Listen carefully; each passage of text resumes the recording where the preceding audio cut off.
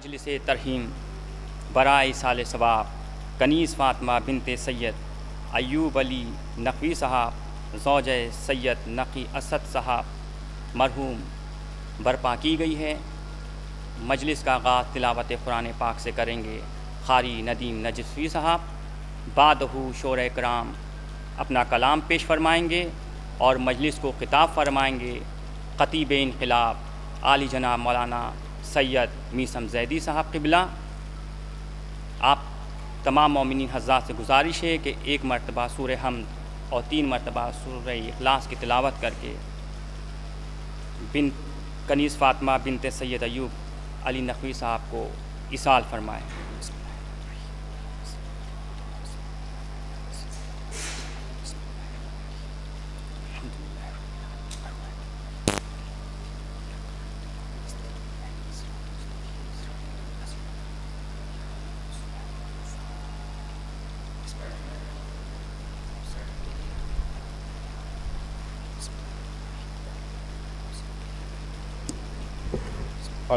Hello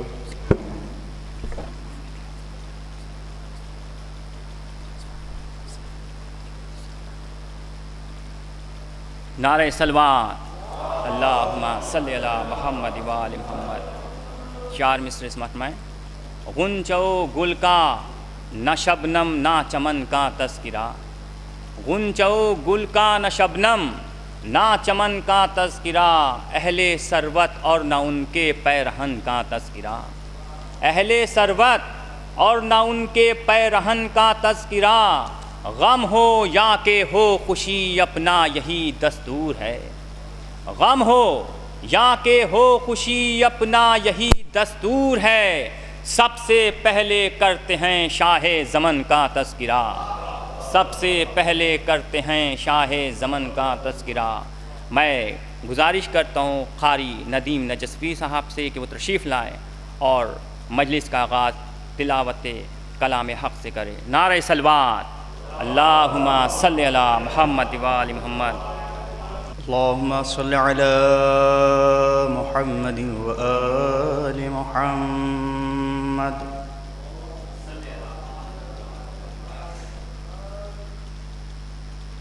اعوذ باللہ من الشیطان اللعین الرجیم۔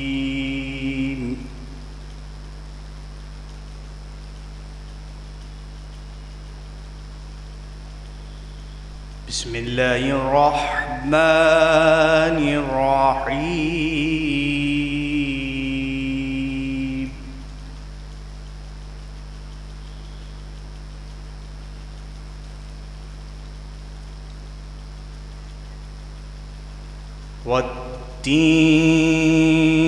والتین والزیتون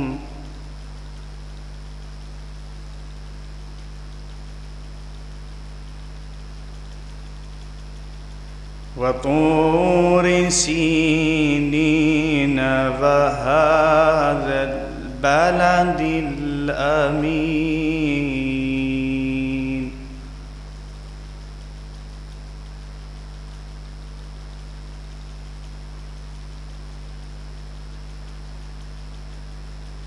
لقد خلقنا الإنسان في أحسن تقويم۔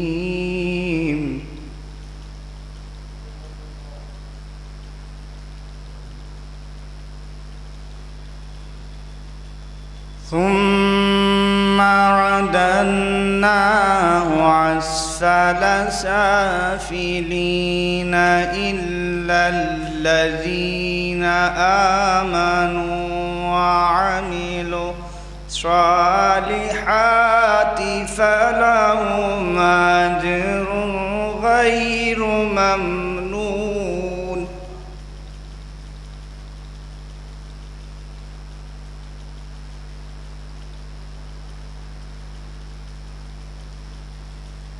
والتين والزيتون وطور سينين وهذا البلد الأمين۔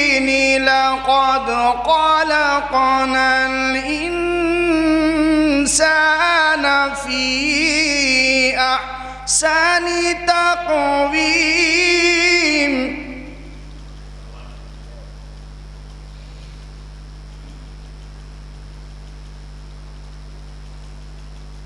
والتين والزيتون وطور سينين وهذا البلد الأمين لقد خلقنا الإنسان في أحسن تقويم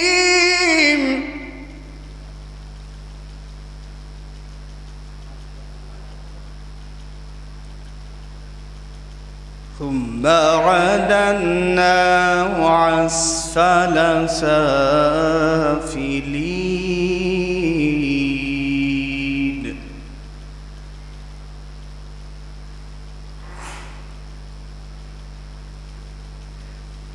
والتين والزيتون وطور سينين وهذا البلد الأمين لقد خلقنا الإنسان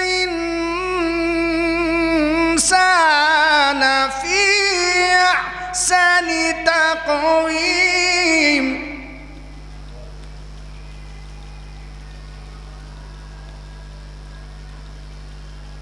ثم رددناه أسفل سافلين إلا الذين آمنوا وعملوا الصالحات فلهم أجر غير ممنون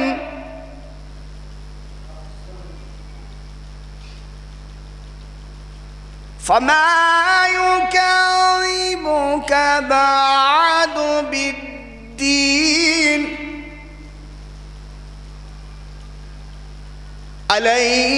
أليس الله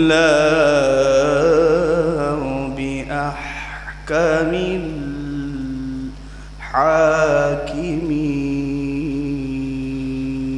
الحاكمين صدق الله العلي العظيم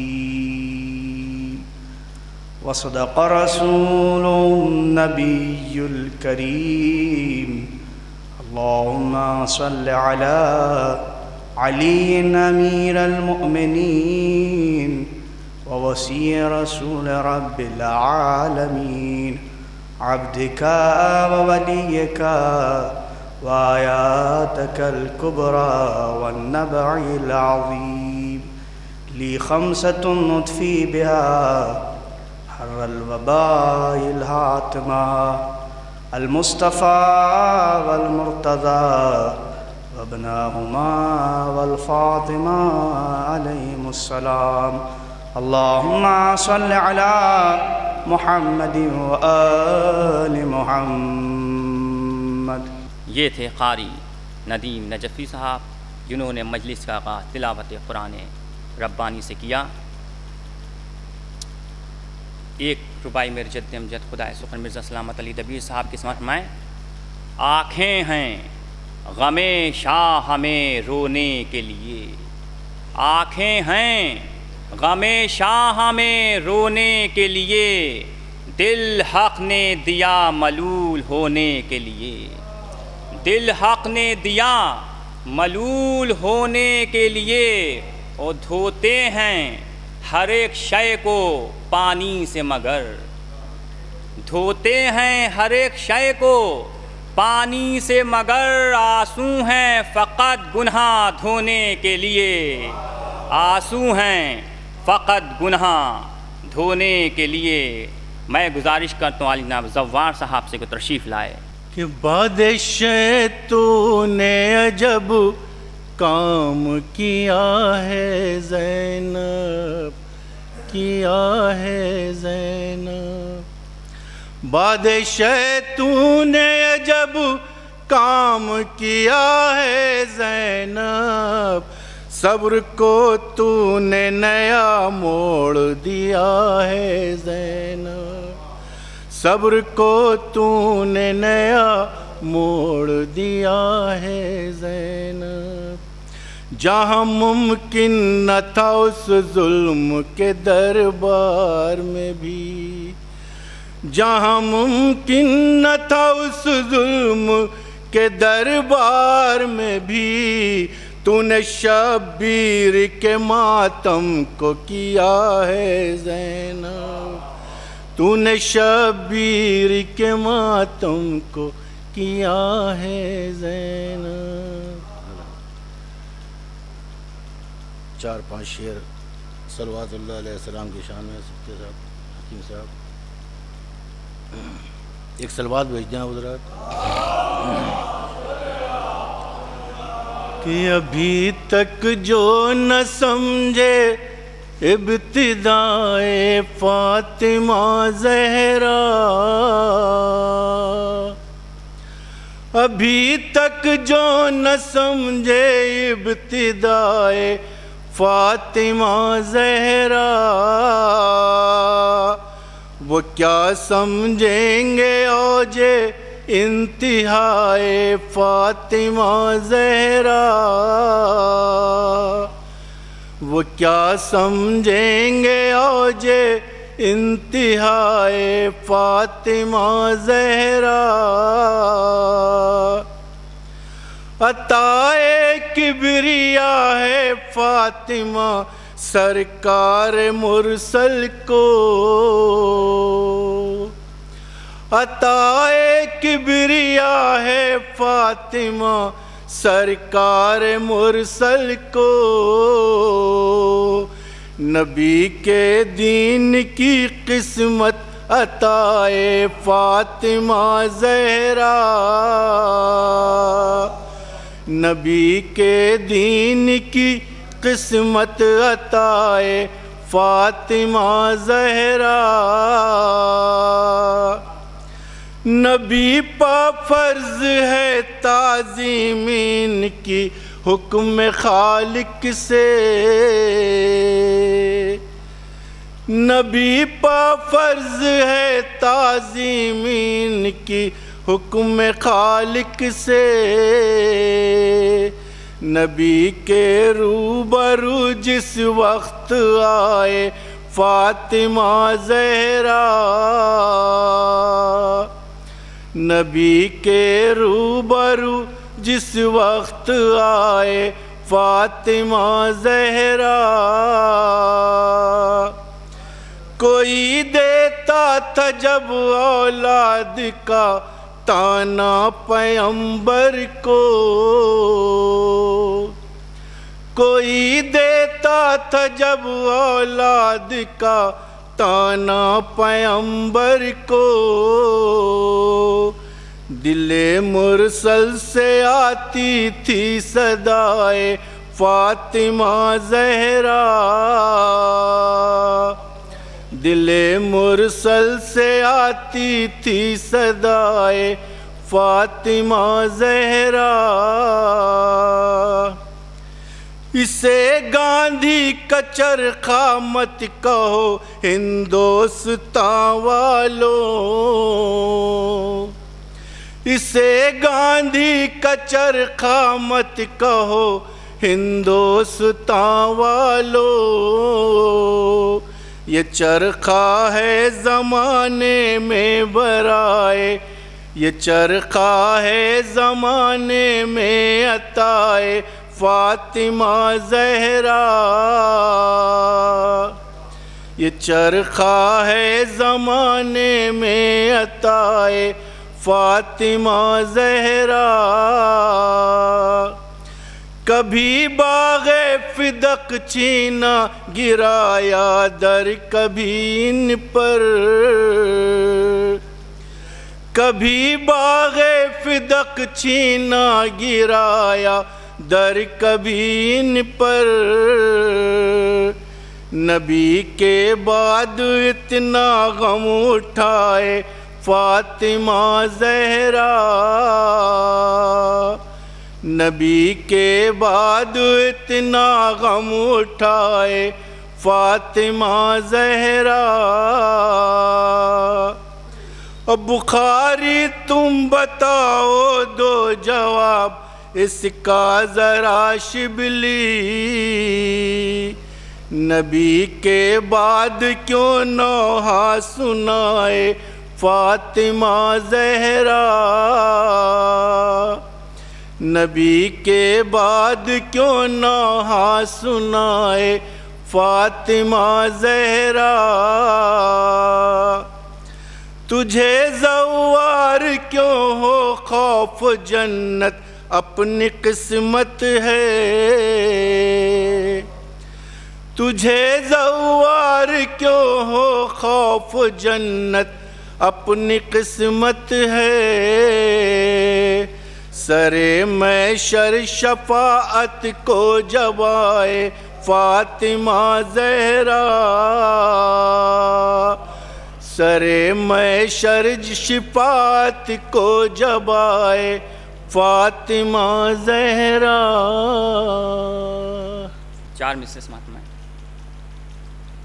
مرسل اعظم کی جان ماہ مبیں ہیں فاطمہ، مرسل اعظم کی جان ماہ مبیں ہیں فاطمہ، اور خدیجہ کا سراپا بالیقین ہے فاطمہ، اور خدیجہ کا سراپا بالیقین ہے فاطمہ، اور مسند اعلیٰ پا جلوہ گر ہیں فخر انبیاء، مسند اعلیٰ پا جلوہ گر ہیں فخر انبیاء، اور اسی مسند پا بس پہلو نشیں ہیں فاطمہ، اور اسی مسند پا بس پہلو نشیں ہیں فاطمہ۔ نعرہ صلوات صلی اللہ محمد وآل محمد۔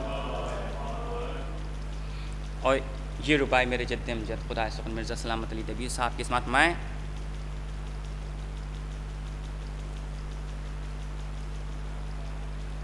دل میں غم شبیر کا داغ ایسا ہو، دل میں غم شبیر کا داغ ایسا ہو، جو بلبل سدرا کہے غم ایسا ہو، جو بلبل سدرا کہے غم ایسا ہو، اور تا حشر ہے روشنی داغ شبیر، تا حشر ہے روشنی داغ شبیر، مرقد میں اگر ہو تو چراغ ایسا ہو، مرقد میں اگر ہو تو چراغ ایسا ہو۔ نعرہ صلوات صلی اللہ محمد وآلہ۔ یہ بھی ربائی سماعت میں۔ ہر لطف کا حیدر سے یقین رکھتے ہیں، ایک نعرہ صلوات۔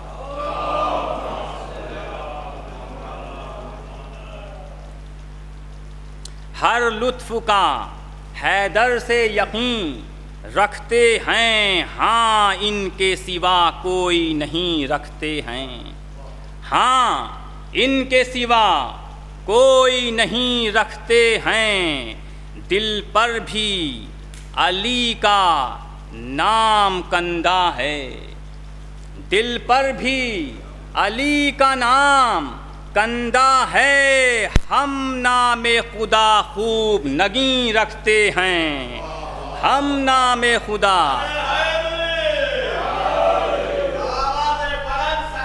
اللہم صلی علی محمد وآل محمد۔ دل پر بھی علی کا نام کندہ ہے، ہم نام خدا خوب نگیں رکھتے ہیں۔ نعرہ صلوات صلی اللہ محمد وآل محمد۔ اور ایک اور ربائی سمت میں۔ خورشید سرے شام کہاں جاتا ہے، خورشید سرے شام کہاں جاتا ہے، روشن ہے دبیر پر جہاں جاتا ہے، روشن ہے دبیر پر جہاں جاتا ہے، اور مغرب ہی کی جانب تو ہے قبر حیدر، مغرب کی جانب تو ہے قبر حیدر، یہ شمع جلانے کو وہاں جاتا ہے، یہ شمع جلانے کو۔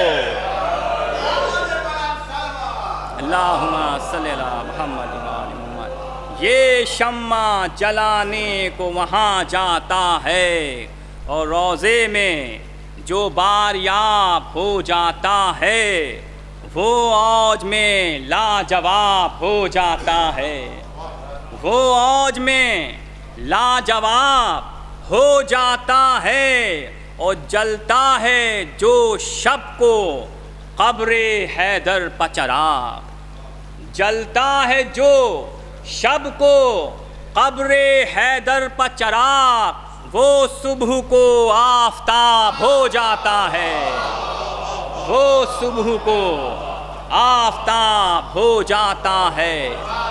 اب میں نہایت ادب و احترام کے ساتھ گزارش کرتا ہوں خطیب انقلاب عالی جناب مولانا سید میثم زیدی صاحب قبلہ سے کو تشریف لائے اور محفل اور مجلس کو خطاب فرمائے۔ نعرہ صلوات۔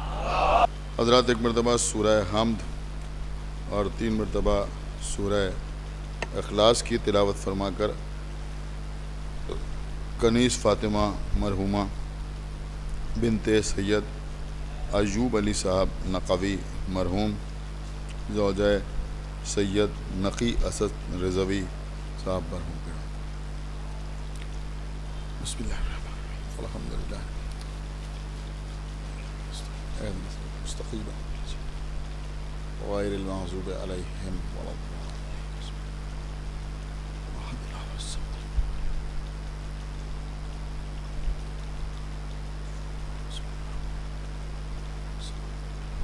اللہ فاتحہ۔ الحمدللہ رب العالمین الرحمن الرحیم مالک یوم الدین ایاک نعبد و ایاک نستعین اهدنا الصراط المستقیم صراط الذین انعمت علیہم غیر المغضوب علیہم ولا الضالین۔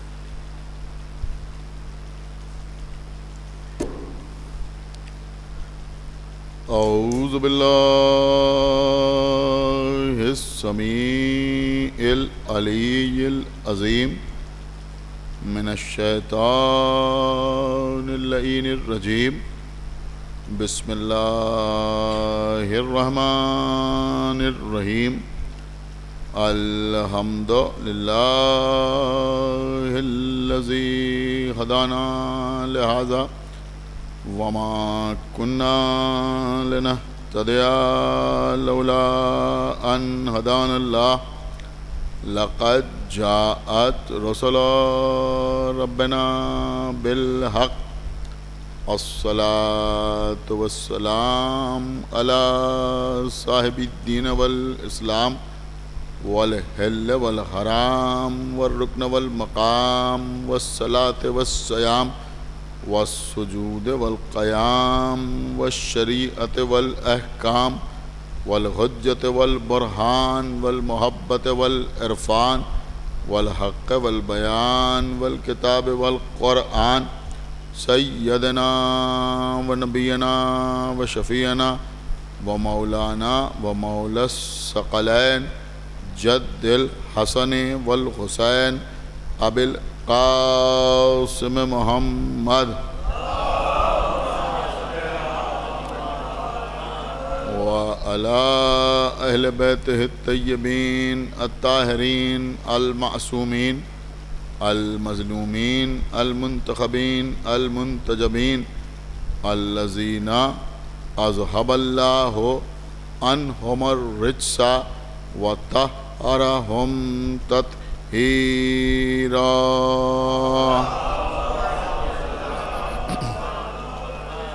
ولعنة الله على أعدائهم وقتلتهم وغاصبي حقوقهم ومنكري فضائلهم ومصائبهم أجمعين من الآن إلى يوم الدين، اللهم عذبهم عذابا يستغيث منه أهل النار، آمين رب العالمين۔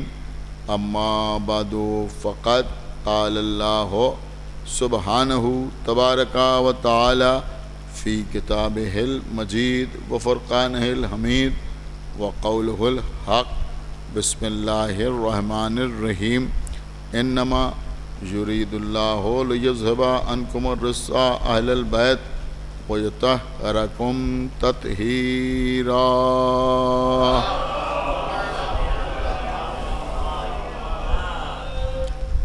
حضرات، ایک مومنہ کے ایصال ثواب کی غرض سے یہ مجلس سرکار سید الشہداء منعقد کی گئی ہے، اس لیے کہ بہترین ایصال ثواب کا ذریعہ فرش عزائے امام حسین کا بچھا دینا ہے۔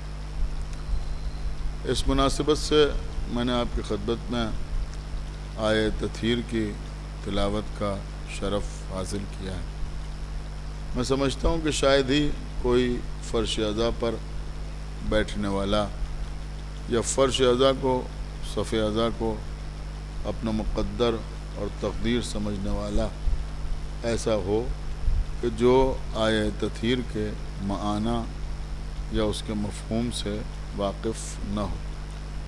آپ اچھی طرح جانتے ہیں کہ خالق کائنات نے اپنا ارادہ ظاہر کیا کہ بس اللہ نے یہ ارادہ کر لیا کہ وہ ہر رجس کو اہل بیت سے دور رکھے اور ان کو اتنا پاک اور پاکیزہ رکھے کہ جو پاک رکھنے کا حق۔ دنیا میں کوئی شے ایسی نہیں ہے جس میں تبدیلی کا امکان نہ ہو۔ مختلف ممالک میں کانسٹیٹیوشن تیار کیے جاتے ہیں، سموِدھان لکھا جاتا ہے، قوانین بنائے جاتے ہیں، لیکن جو کانسٹیٹیوشن تیار ہوتا ہے اسی میں امینڈمنٹس ہوتے رہتے ہیں، اسی میں بدلاؤ ہوتے رہتے ہیں، اسی میں تبدیلیاں ہوتی رہتی ہیں۔ ہر سال نئے قانونوں پر مشتمل کتابیں سڑک پر یا بازار میں فروخت ہوتی ہوئی نظر آتی ہیں۔ کیوں؟ کا اس لیے کہ جس وقت یہ قانون بنایا گیا تھا اس وقت کے حالات کچھ اور تھے اور اس وقت کے حالات کچھ اور ہیں، لہٰذا حالات کے پیش نظر، حالات کے مد نظر قوانین میں تبدیلی کر دی جاتی ہے۔ اور آپ تھوڑا سا آگے بڑھیں، جو سائنٹیفک تھیوریز ہیں جن کو بیان کرنا یا جن پر گفتگو کرنا انسان اپنا علمی معیار سمجھتا ہے یا لوگ اسٹیٹس سمبل سمجھتے ہیں کہ اس طرح کی گفتگو کی جائے، وہ تھیوریز بھی آپ دیکھتے ہیں کہ اکثر تبدیل ہو جاتی ہیں۔ کسی بھی شاخ میں دیکھیں آپ، فزکس ہو، کیمسٹری ہو، زولوجی ہو، باٹنی بھی ہو، تمام تھیوریز بدلتی رہتی ہیں، تبدیل ہوتی رہتی ہیں۔ ہم نے اپنے زمانے میں جو کچھ پڑھا تھا، پتہ چلا اس وقت جو پڑھایا جا رہا ہے وہ اس سے مختلف ہے، اس لیے کہ اب تھیوری بدل گئی، اب بات وہ نہیں ہے جو پہلے بیان کی جاتی تھی۔ تو کوئی شے دنیا میں ایسی نہیں ہے کہ جس پہ تبدیلی کا امکان نہ ہو۔ رات دن میں تبدیل ہو جاتی ہے، دن رات پہ تبدیل ہو جاتا ہے، گرمی سردی میں تبدیل ہو جاتی ہے، موسم سرد موسم گرم میں تبدیل ہو جاتا ہے۔ انسان کا بچپنا جوانی سے بدل جاتا ہے، جوانی بڑھاپے سے بدل جاتی ہے، زندہ مردے کی شکل میں تبدیل ہو جاتا ہے۔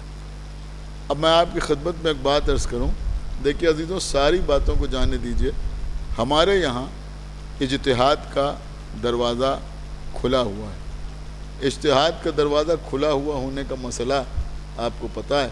میں آپ کی خدمت میں شاید کسی مجلس میں یہ بات عرض کر چکا ہوں کہ اجتہاد، یہ لفظ جو آپ بار بار سنتے ہیں، اجتہاد، آپ سنتے ہیں مجتہد یا مجتہدین، تو اجتہاد کا مطلب کیا ہوتا ہے؟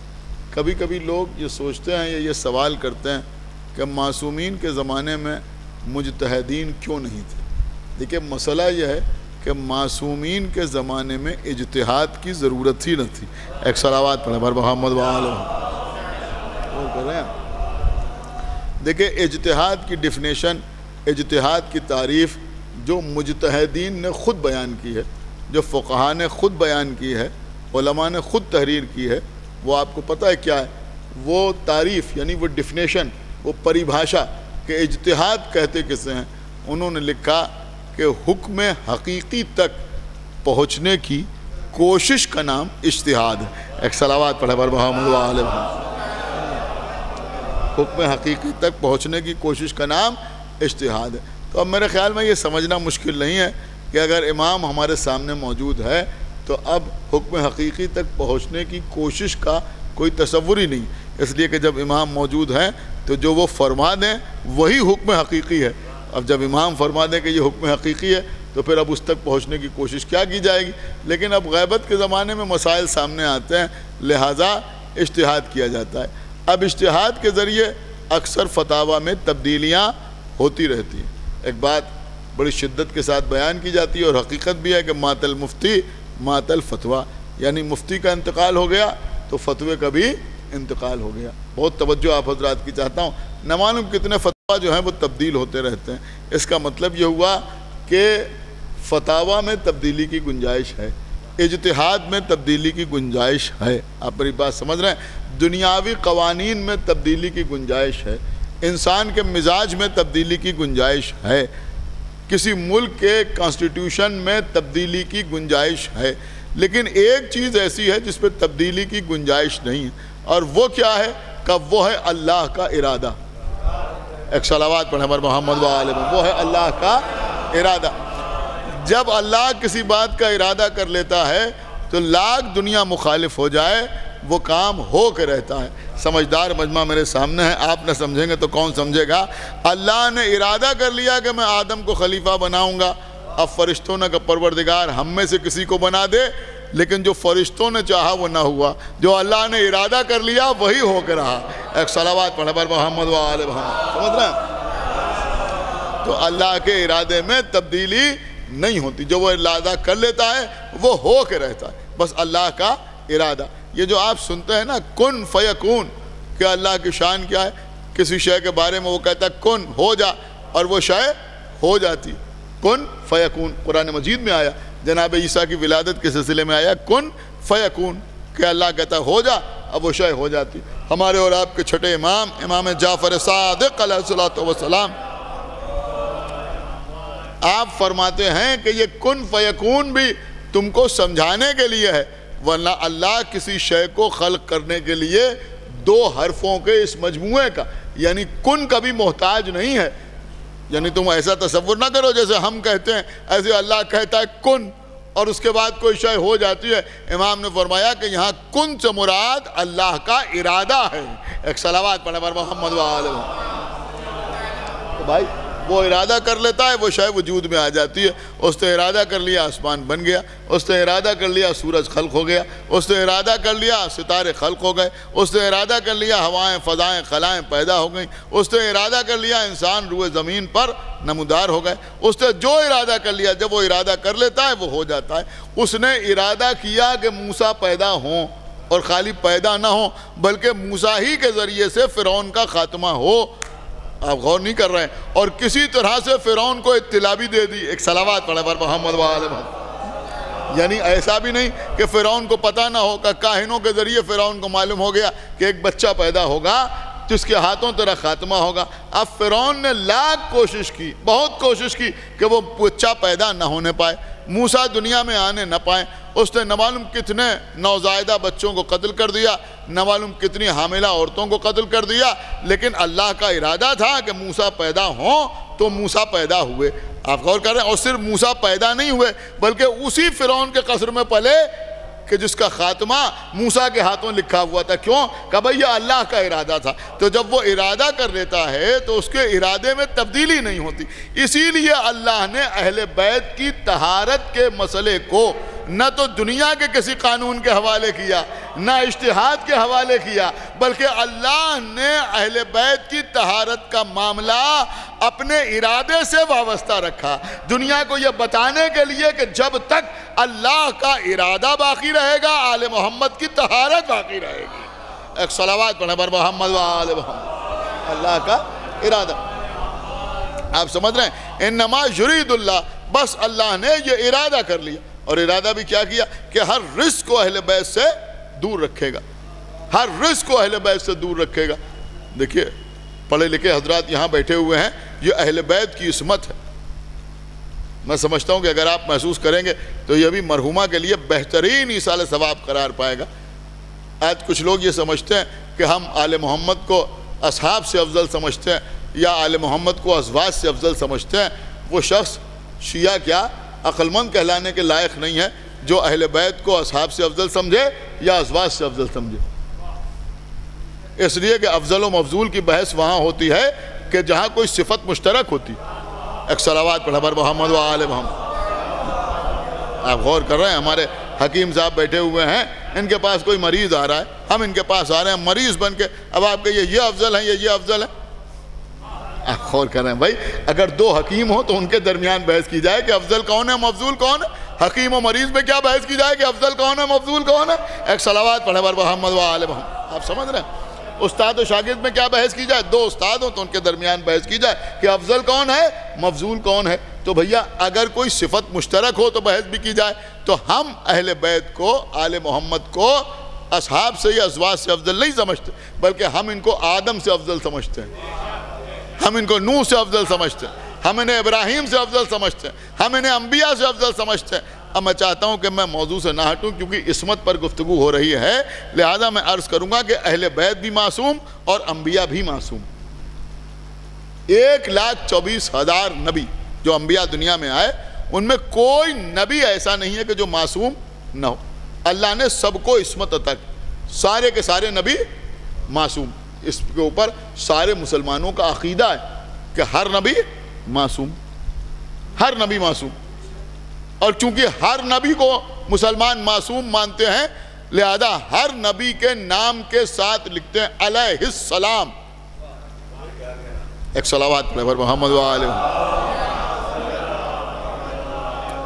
ہر نبی کے نام کے ساتھ لکھتے ہیں علیہ السلام. آدم علیہ السلام ہم بھی کہتے ہیں، نوح علیہ السلام، ابراہیم علیہ السلام، موسیٰ علیہ السلام، عیسیٰ علیہ السلام، یعقوب، یوسف، یحییٰ، زکریا، ذوالکفل، یہ سارے لوگ کون؟ کہ علیہ السلام. خالی یہ نہیں، جبرائیل، ایک صلوات پڑھے بر محمد و آل محمد، علیہ السلام. میکائیل علیہ السلام، فرشتوں کے نام کے ساتھ علیہ السلام، انبیاء کے نام کے ساتھ علیہ السلام. کیوں علیہ السلام؟ ارے بھائی ان کے نام میں رضی اللہ کیوں نہیں لکھتے؟ میں کہا آپ سمجھے نہیں، یہ معصوم ہے. ایک فیصلہ ہو گیا کہ معصوم کے نام کے ساتھ علیہ السلام لکھا جائے گا. سمجھدار لوگ یہاں بیٹھے ہوئے، معصوم کے نام کے ساتھ علیہ السلام لکھا جائے گا. پھر پیغمبر اسلام کے سلسلے میں تو مسلمان اتنے محتاط ہیں، سارے مسلمان، کہ صرف پیغمبر کا نام نہیں، نام لیں گے تو صلوات پڑھیں گے. صرف پیغمبر اسلام کا کوئی لقب نہیں، صرف کنیت نہیں، بلکہ اگر پیغمبر کا تذکرہ کریں گے تو کہیں گے آپ علیہ السلام. کچھ غور کر رہے ہیں؟ آپ صلوات پڑھیں بر محمد و آل محمد. آپ دیکھیے اگر لکھیں گے پیغمبر اسلام کی نسبت سے، اگر کہیں لکھا جائے گا کہ آپ مثلا لکھا کہ آپ کے والد جناب عبداللہ تھے، آپ کی والدہ جناب آمنہ تھی، تو آپ لکھیں گے تو اس کے اوپر بھی عین بنائیں گے، آپ علیہ السلام. یہ آپ علیہ السلام کیوں؟ تو جواب دیا مسلمانوں نے کہ بھئی پیغمبر وہ ہیں کہ جن کا پورا وجود علیہ السلام. ہائے سنا آپ نے یا نہیں سنا بھائی؟ ایک صلوات پڑھے بر محمد و پورا وجود علیہ السلام. پیغمبر کی روح علیہ السلام، پیغمبر کا جسم علیہ السلام، پیغمبر کا کردار علیہ السلام، پیغمبر کی سیرت علیہ السلام، پیغمبر کی گفتار علیہ السلام، پیغمبر کی رفتار علیہ السلام. میں کیا عرض کر رہا ہوں بھائی؟ اس میں تو کسی کو شک نہیں ہوگا. خالی یہی نہیں بلکہ پیغمبر کا عالم یہ ہے کہ اگر پیغمبر اسلام خاک پہ چلیں تو نقش قدم نہیں بنتے، اگر پتھر پہ چلیں تو نقش قدم بنتے ہیں. اس کا مطلب یہ ہوا کہ پیر بھی صاحب معجزہ ہیں، پیر بھی معجز نما ہیں. تو پیغمبر کے پیر بھی علیہ السلام. کیا سننا ہے یہاں؟ پیغمبر کے پیر بھی علیہ السلام، پیغمبر کی پنڈلیاں بھی علیہ السلام، پیغمبر کے گھٹنے بھی علیہ السلام، پیغمبر کی کمر بھی علیہ السلام، پیغمبر کا سینہ بھی علیہ السلام، پیغمبر کے دوست بھی علیہ السلام. اب یہ مسلمان ہمیں بتائیں کہ جب پیغمبر کے دوست علیہ السلام ہیں تو اب جس کے قدم پیغمبر کے دوست پہ آ جائیں وہ رضی اللہ کیسے ہو جائے گا؟ ایک صلوات پڑھیں پر محمد وآلہ محمد.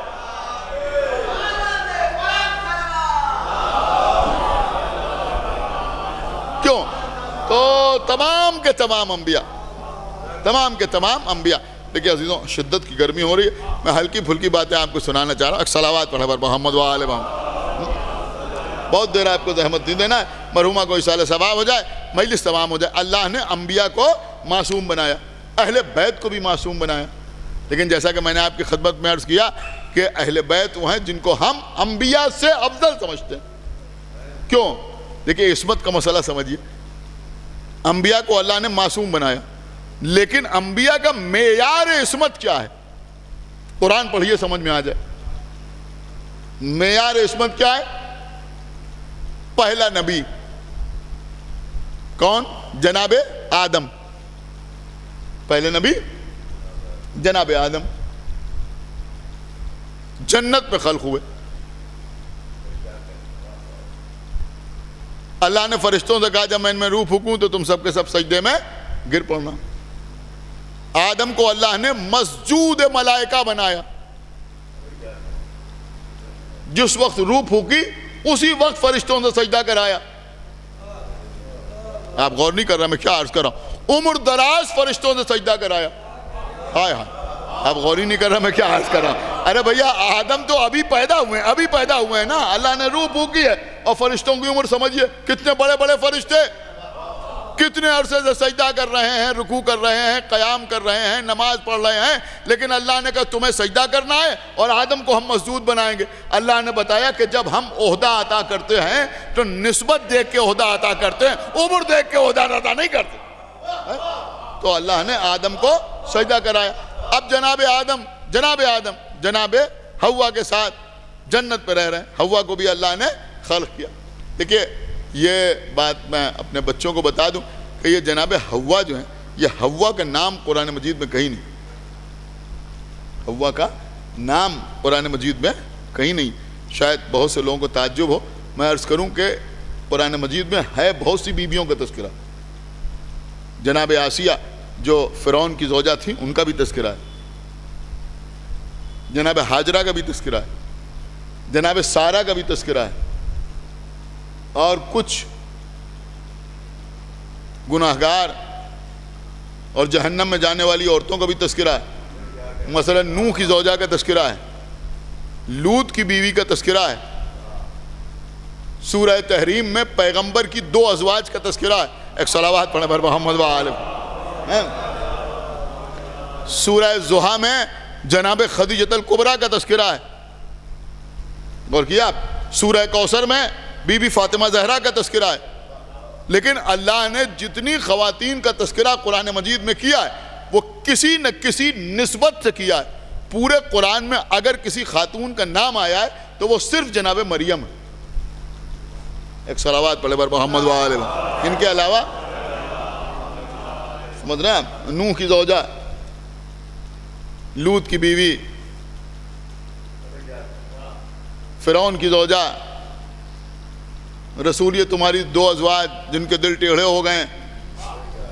غور کر رہے ہیں. ہم نے تمہیں کوثر عطا کیا ہے. کوثر سے مراد بی بی فاطمہ زہرا ہے.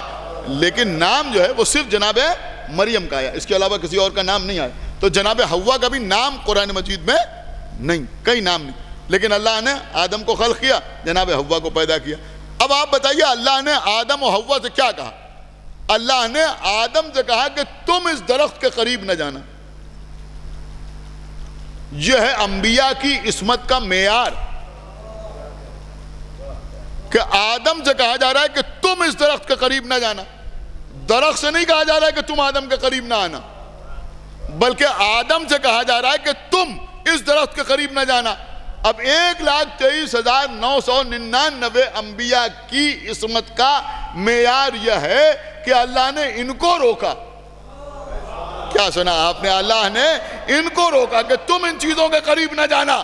لیکن آل محمد کی عصمت وہ ہے کہ اللہ یہ نہیں کہہ رہا کہ یہ رزق کے قریب نہیں جائیں گے، بلکہ وہ کہہ رہا ہے ہم رزق کو ان کے قریب آنے نہیں دیں گے۔ ایک صلوات پڑھے بر محمد و آل محمد، ایک صلوات اور پڑھتے بر محمد و آل محمد، ہم رزق کو ان کے قریب آنے نہیں دیں گے۔ بس قبلہ مجلس تمام ہو رہی ہے، بہت دیر مجھے زحمت نہیں دینا ہے۔ دیکھیں اس سلسلے میں صرف ایک واقعہ جو ایک زمانے میں کثرت سے علماء و خطبہ و ذاکرین پڑھتے تھے، اب کم پڑھا جاتا ہے، لیکن واقعہ بڑا اہم، اور میں یہ بھی عرض کروں کہ یہ واقعہ کسی چھوٹی موٹی کتاب میں موجود نہیں ہے، بلکہ شیخ مفید علیہ الرحمہ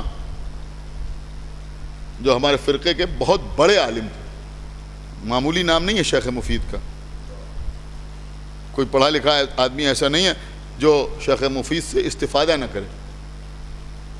ہم جیسے لوگ نہیں، ہماری کیا اوقات، بڑے بڑے علماء شیخ مفید کی تصانیف سے استفادہ حاصل کرتے ہیں۔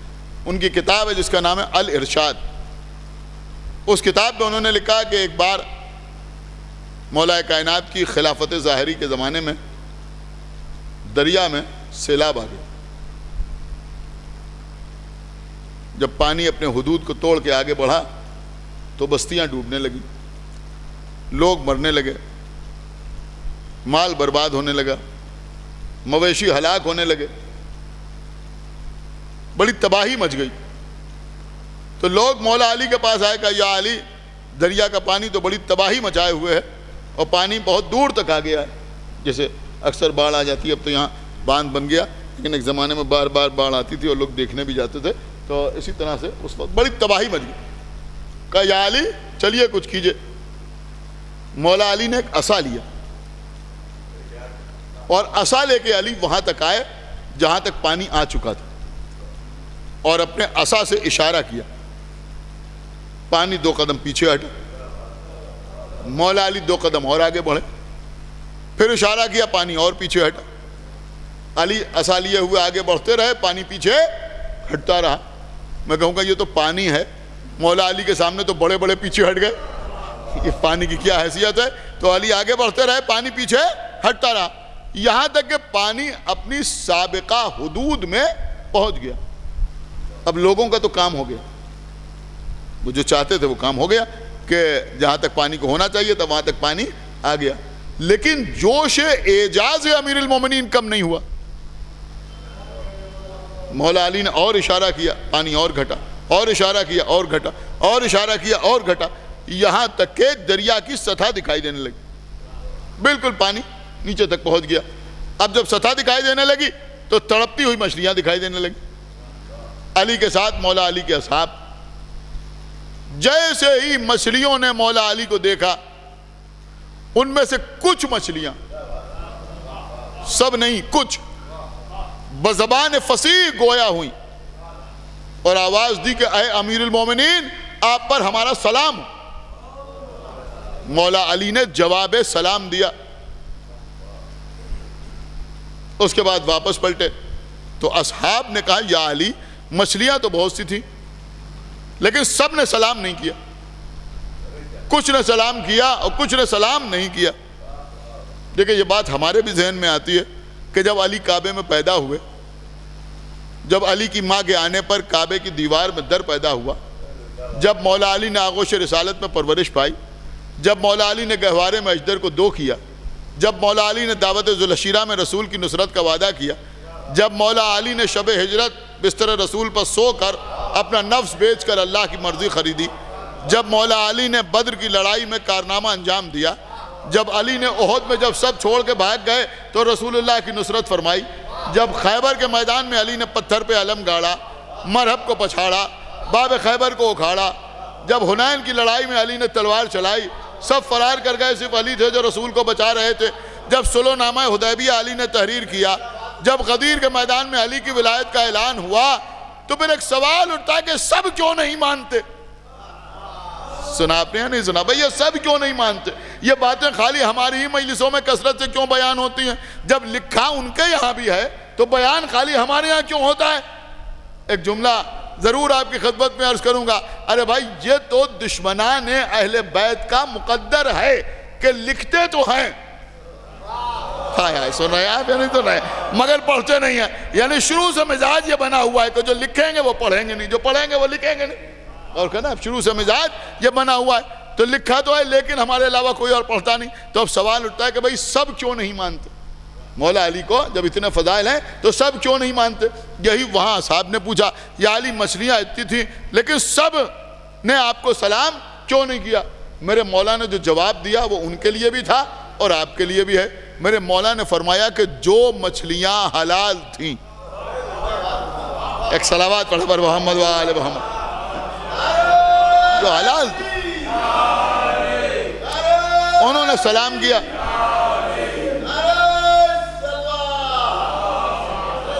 صاف صاف ہے. شیخ مفید علیہ الرحمہ نے بالکل ایسے ہی تحریر فرمایا. انہوں نے فرمایا کہ جو مچھلیاں حلال تھیں انہوں نے سلام بھی کیا اور زیارت بھی پڑھی، اور جو مچھلیاں حرام تھیں انہوں نے سلام نہ کیا. دیکھیں بات وہی ہے، انما یرید اللہ لیذھب عنکم الرجس.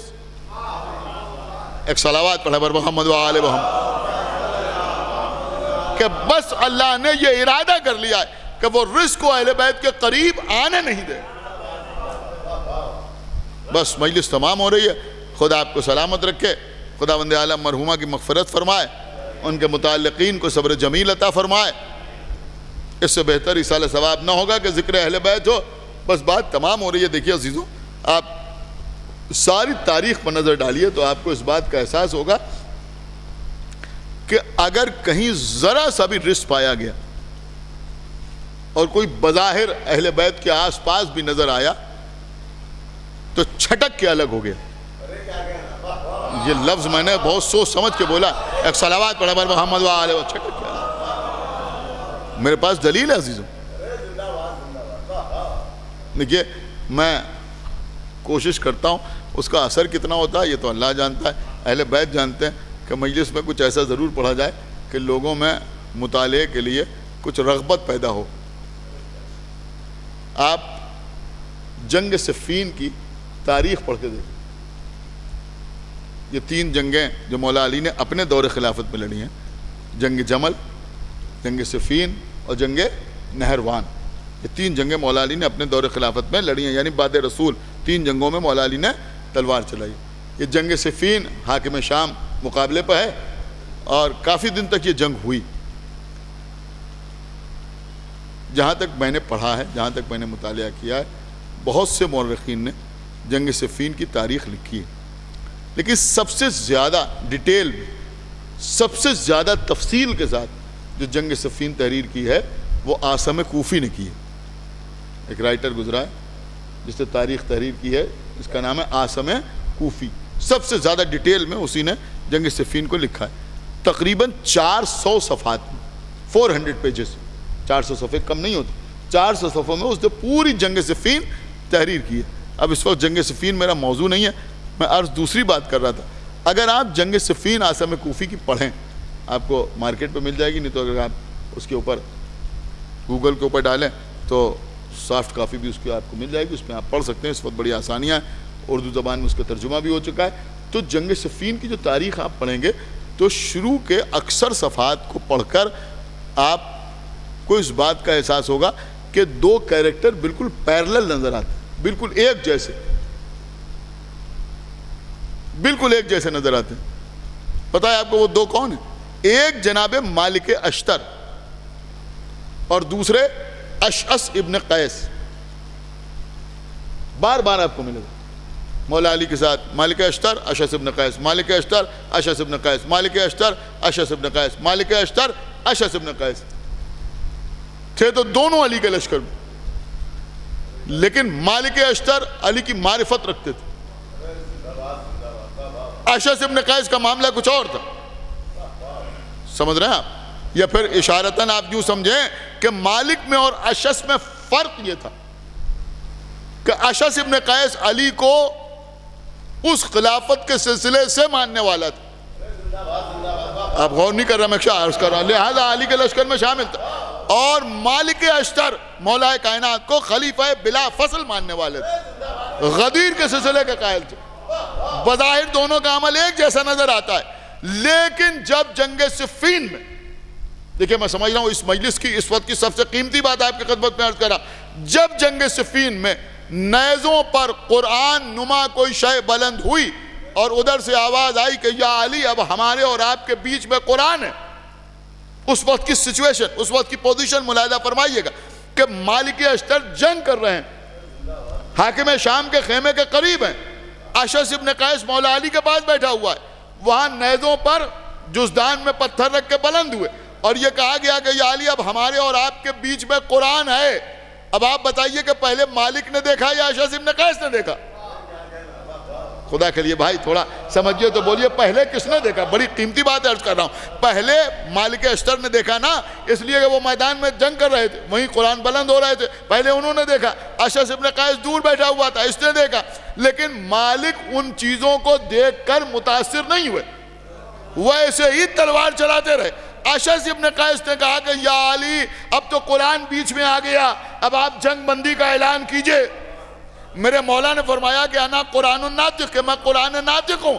لیکن اس کے باوجود اس نے کہا کہ اگر آپ جنگ بندی کا اعلان نہ کیجئے گا تو ہم آپ کے خلاف تلوار اٹھائیں گے. لیکن مالک اشتر لڑتے رہے، اس وقت تک لڑتے رہے جب تک علی نے واپس نہ بلوا لیا. آپ بتائیے کہ جو نیزے پر جزدان میں پتھر مالک نے دیکھے وہی تو اشعث نے دیکھے، لیکن اشعث ان سے متاثر ہوا. مالک دیکھی کہ سمجھ گئے کہ یہ قرآن نہیں ہو سکتا، اس لیے کہ اگر قرآن ہوتا تو علی کے ساتھ ہوتا، علی کے مقابلے بنا تھا. صلوات پڑھے پر محمد وآلہ.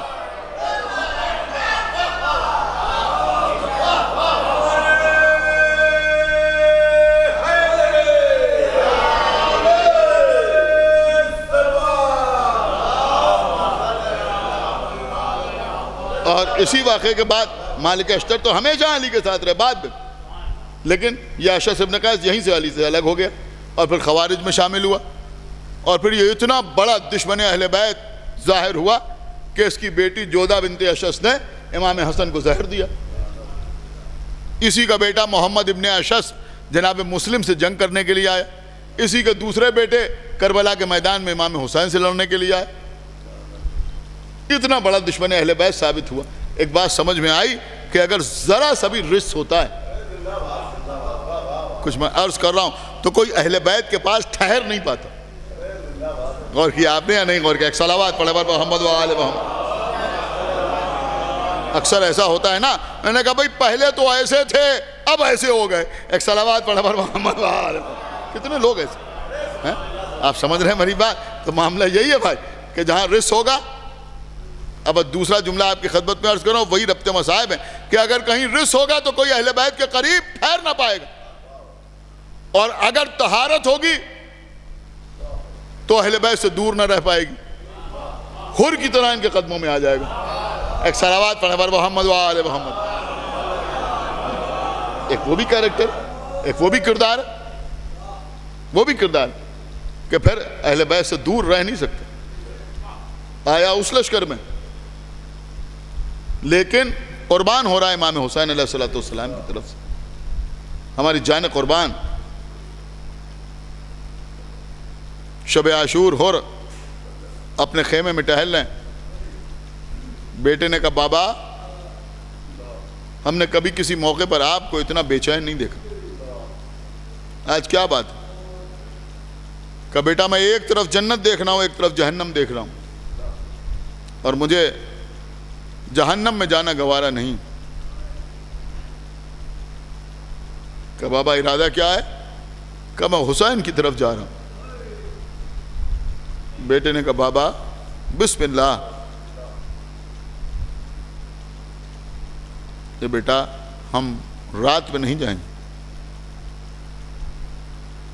کہ کوئی یہ کہے کہ اور رات کی تاریکی کا فائدہ اٹھا کے چلا گیا، جب سورج طلوع ہو جائے گا تب جائیں گے حسین کی جانب. صبح ہوئی، سورج طلوع ہوا اور عمر سعد کے پاس آنے کے بعد کہا کہ یہ بتا کہ کیا اب صلح کی کوئی صورت نہیں ہے؟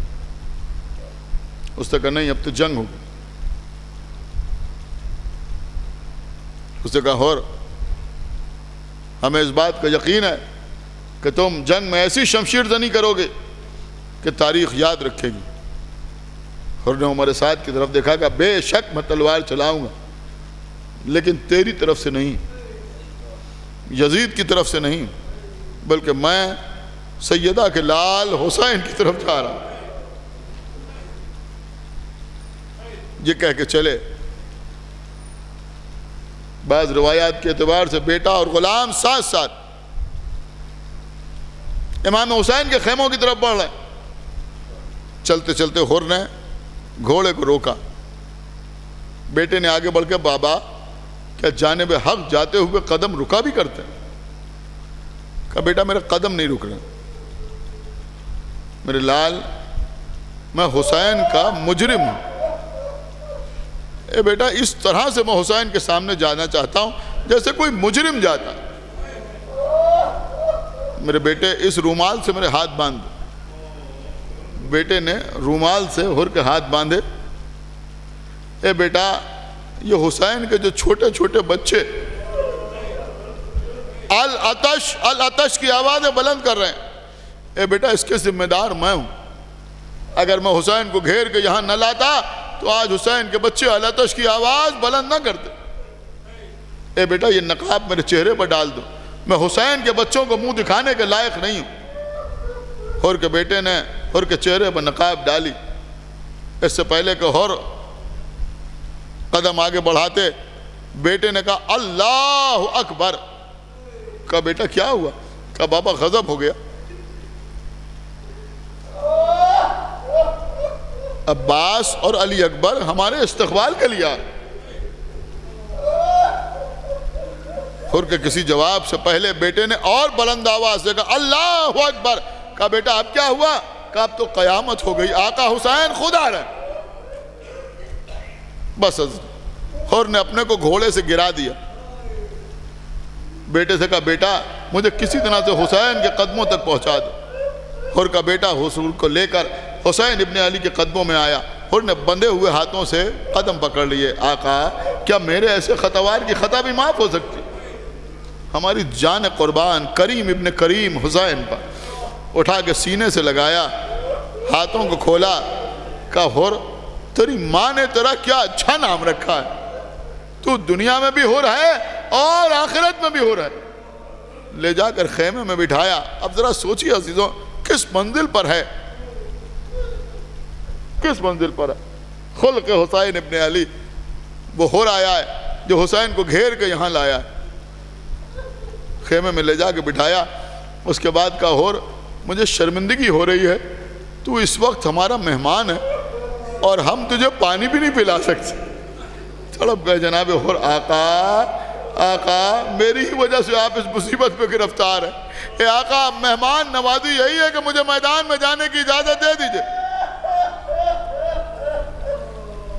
مشکل سے اجازت ملی۔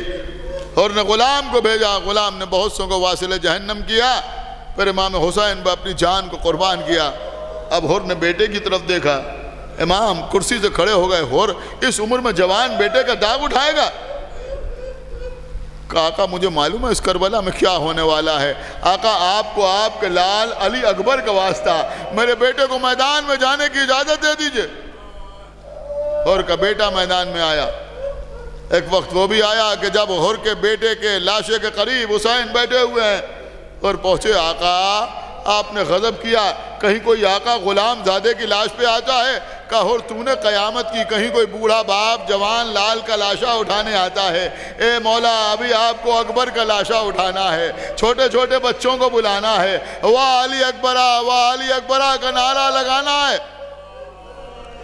حر کے بیٹے کا لاشا خیمے میں آیا۔ اب عزیزوں حر میدان میں آئے۔ صاحب مالی سبتین نے لکھا کہ حر جنگ کرتے کرتے کرتے کرتے نہ معلوم کتنوں کو واصل جہنم کر چکے تھے۔ حر کا گھوڑا درجہ شہادت پر فائز ہو گیا۔ اب حر گھوڑے سے اترے، اب پیدل پیادہ حر نے تلوار چلانا شروع کی۔ تلوار چلا رہے جناب حر، اور انہوں نے لکھا ہے کہ 1050 افراد کو جناب حر نے پیدل چلتے ہوئے قتل کیا۔ زبردست شمشیر زنی کا مظاہرہ کیا جناب حر نے۔ پھر ایک وقت ایسا آیا کہ پیشانی پر زخم آیا، حر زمین پر گرے، آواز دی آقا میری خبر لیجئے۔ امام حسین قریب آئے۔ اب جو قریب آئے آ کے حر کو دیکھا، کہا حر کہاں زخم لگا ہے؟ کہ آقا پیشانی پر زخم ہے جس سے خون رک نہیں رہا ہے۔ امام نے ابا کے دامن سے ہر کے زخم کو صاف کیا اور اس کے بعد سیدہ کے ہاتھ کا بنا ہوا رومال نکالا جو ہر کے زخم سر میں باندھ دیا۔ بس عزیزوں میں آواز دوں گا اے ہر مبارک ہو، کم سے آخر وقت میں تمہارا آقا قریب آ گیا، زخم کو صاف کر دیا، رومال سے پٹی باندھ دی، لیکن جب یہی تمہارا آقا زخموں سے چور چور ہو کے زمین پر گرے گا تو نہ کوئی زخموں کو صاف کرنے والا ہوگا، نہ کوئی خون صاف کرنے والا ہوگا، نہ کوئی پٹی باندھنے والا ہوگا، اور ایک بے کس بہن فریاد کر رہی ہوگی حسین کے گلے پر خنجر چل رہا۔ پروردگار جو واسطہ محمد والے محمد کا ہماری اس عبادت کو قبول فرما۔ پروردگار جو واسطہ محمد والے محمد کے تمام حاضرین مجلس اور بانیان مجلس کے دلی مقاصد کی تکمیل فرما۔ پروردگار جو واسطہ محمد والے محمد کو ہم کو اعمال صالحہ کی توفیق عنایت فرما، ہمارے عقائد کو صحیح و سالم رکھ، ہم جب تک زندہ رہیں آل محمد کی محبت اور ان کے دشمنوں کی عداوت پہ زندہ رہیں، اور دنیا سے جائیں تو یہ دونوں عظیم ترین نعمتیں اپنے ساتھ لے کے جائیں۔ پروردگار جلد از جلد ہمارے امام زمانہ کا ظہور فرما اور ان کے اصحاب و انصار میں ہمارا شمار فرما۔ حضرات 1 مرتبہ سورہ حمد اور 3 مرتبہ سورہ اخلاص کی تلاوت فرما کر کنیز فاطمہ مرحومہ بنت سید ایوب علی صاحب نقوی مرحوم، زوجہ سید نقی اسد صاحب رضوی مرحوم۔ الحمدللہ۔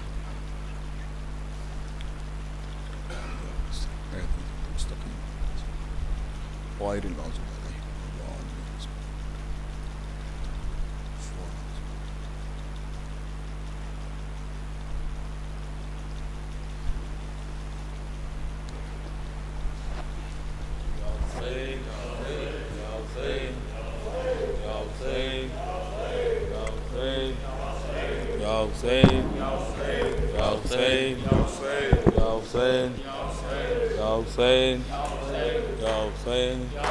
سرور نے دم عصر یہ حسرت سے پکارا، سرور نے دم عصر یہ حسرت سے پکارا،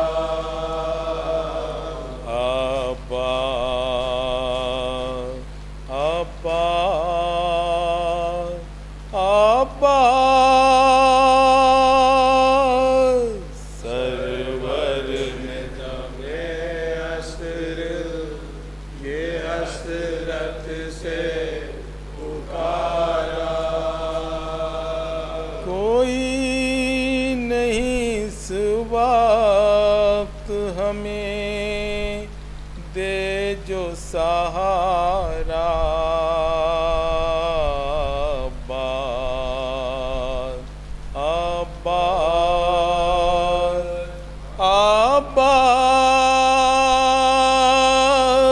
سرور نے دم عصر یہ حسرت سے پکارا، قاسم ہے نابون و محمد ہے ناصغر، قاسم ہے نابون و محمد ہے ناصغر، ہر چاند والا سوئے فردوس سدارا،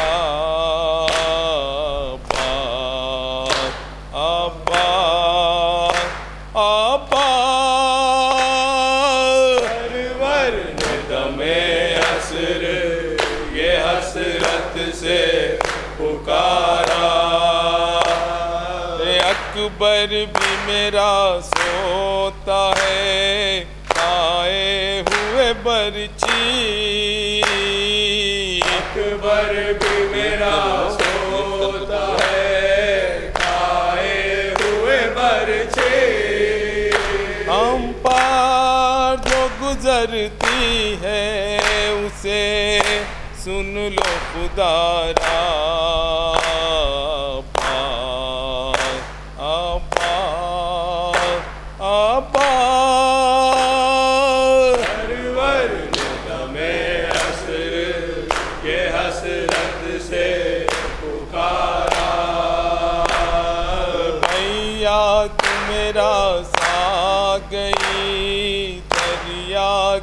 جگر آئی دریا تو میرا ساگری دریا کی طرح اکتا ہے جگر پیاس سے اے بھائی ہمارا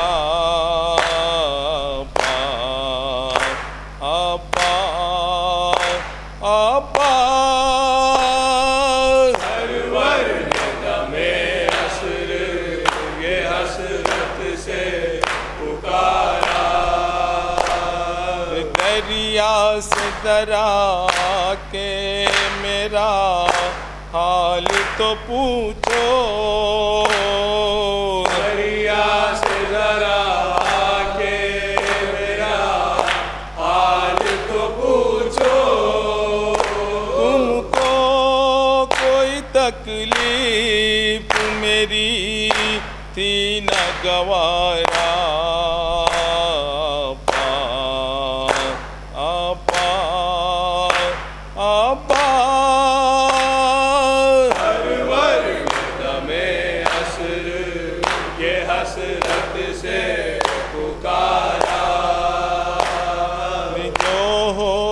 کہ گھوڑے سے ہمیں آ کے اتارو ہو سکے گھوڑے سے ہمیں آ کے اتارو آواز تمہیں دیتا ہے یہ بھائی تمہارا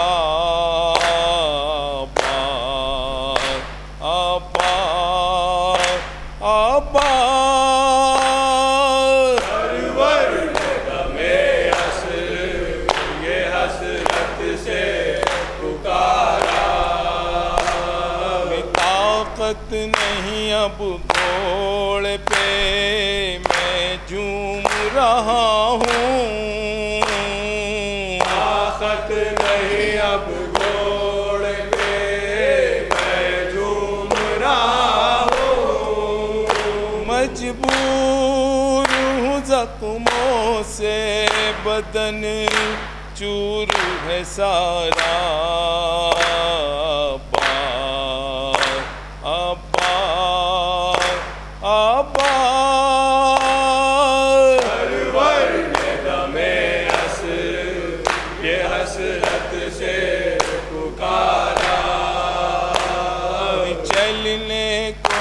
اب سوکھے گلے پر میرے خنجر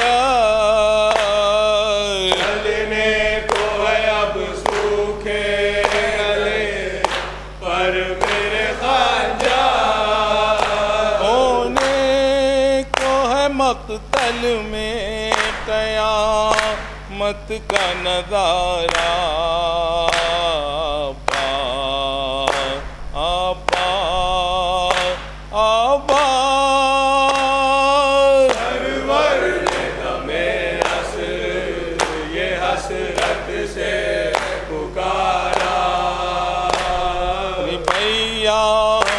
مجبور سمجھ بیٹھے ہیں آداب دریا میں مجبور سمجھ بیٹھے ہیں آداب آباد کیا تم نے جو دریا کا کنارہ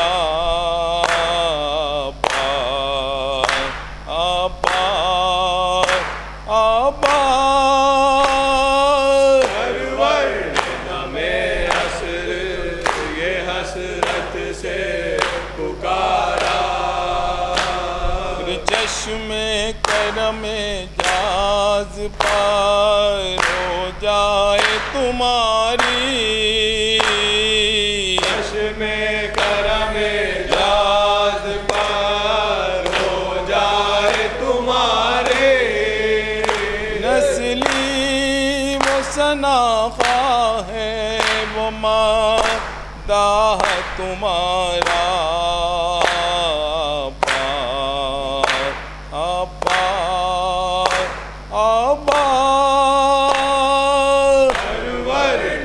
ہمیں عصر یہ حسرت سے پکارا یا حسین یا حسین یا حسین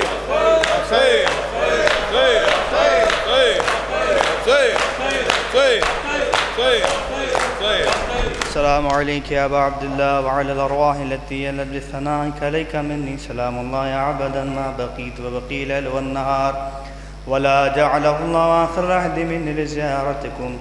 السلام على الحسين وعلى علي بن الحسين وعلى أولاد الحسين وعلى أصحاب الحسين. السلام عليك آلمة الغار مفحمة. السلام عليك سيدنا بنت الحسين. السلام عليكم ورحمة الله الفضل العباس يا ابن أمير المؤمنين جميعا شهداء كربلاء واسيان كربلاء ورحمة الله وبركاته. السلام عليك يا مولانا يا غريب الغرباء. السلام عليك يا معين الضعفاء والفقراء. السلام عليك يا شمس شموذي المدفون بأرض طوس. السلطان العرب والعجم راضي بالقدر والقضاء مغز الشية والظفار في يوم الجزاء. السلام عليك ورحمة الله وبركاته. السلام عليك يا مولانا يا صاحب العصر والزمان. الامان الامان الامان. السلام عليك شريك القرآن. السلام عليك عبد الإيمان. السلام عليك حجة الإسلام. السلام عليك يا إمام زماننا هذا عجل الله تعالى فرجك وسأل الله تعالى مخرج وظهورك. السلام عليك أين الحياة. السلام عليك بقية الله. السلام عليك ورحمة الله وبركاته. اللهم صل